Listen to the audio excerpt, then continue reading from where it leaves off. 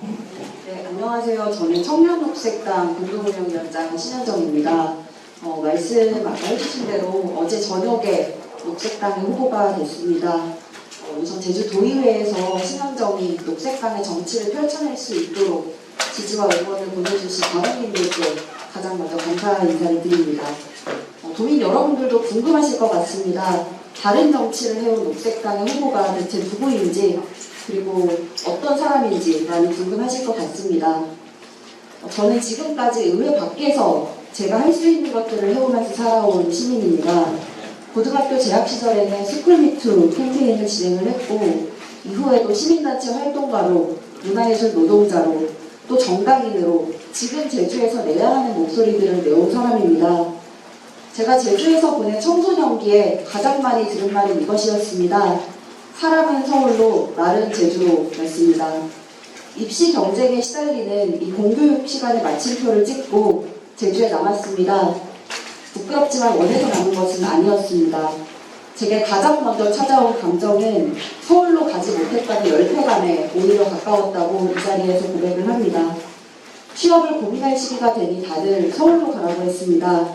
물려받을 농토가 있거나 돌창고가 있으면은 카페라도 차릴 수 있지만 그게 아니라면 제주도에서 여자가 안정적으로 벌어먹고 살기 위해서는 공무원 시험을 준비하는 게 최고라고들 했습니다.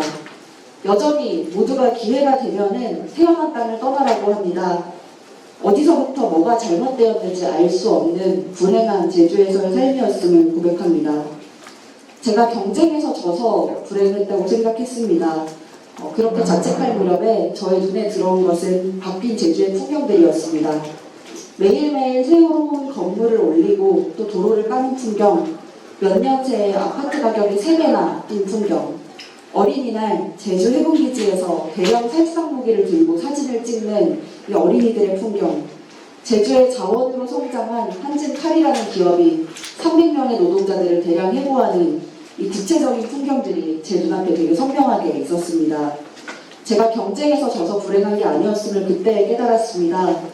누구라도, 우리 도민들은 누구라도 불행할 수밖에 없는 구조임을 그때 알았습니다. 그래서 시민으로서 간절하게 정치해왔고 녹색당에서 목소리 내어왔습니다. 그렇지만 제가 꿈꾸는 다른 미래가 절망한 곳은 기득권 정치 앞이었습니다.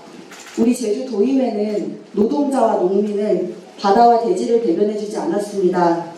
지하수를 더 퍼가도록 대기업의 손을 들어주고 각종 생명이 서식하는 비자림로 공사를 재개하자는 결의안을 통과시키고 2만 볼트 고압선로를 해녀들이 노동하는 바다에 깔겠다는 해상풍력단지 건설에 동의하는 제주도의회 앞에서 번번이 제가 꿈꾸는 다른 미래는 멈춰야 했습니다.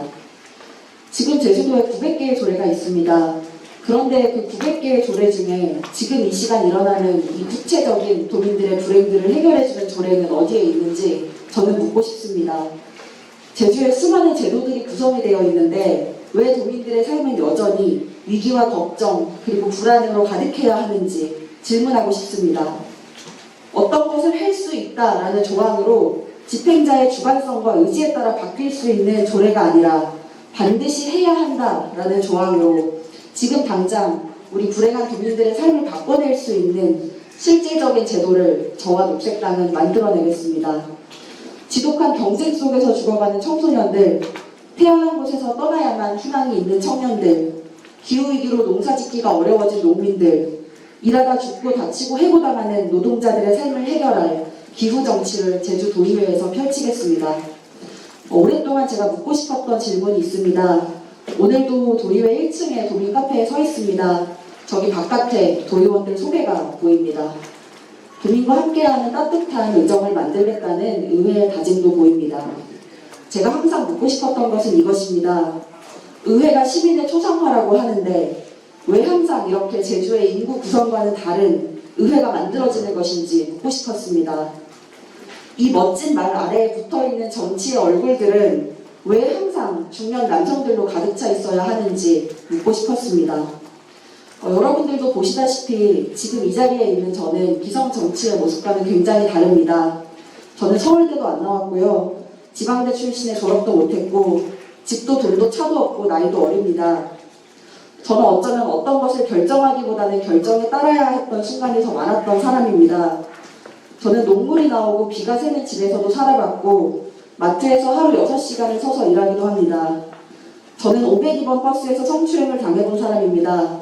그리고 트랜스젠더 친구들의 자살을 지켜보아야만 했던 사람이기도 합니다. 하지만 늘 이런 이들이 정치인이 되어야 한다고 생각해왔습니다. 그래서 제주 녹색당에서 지난 5년간 저는 정치를 했습니다. 기존 정치의 주인공이 아니었던 마을의 여성들, 농민들, 청소년, 성소수자들, 동물과 바다와 대지의 이야기가 지난 10년간 녹색당의 정치였습니다.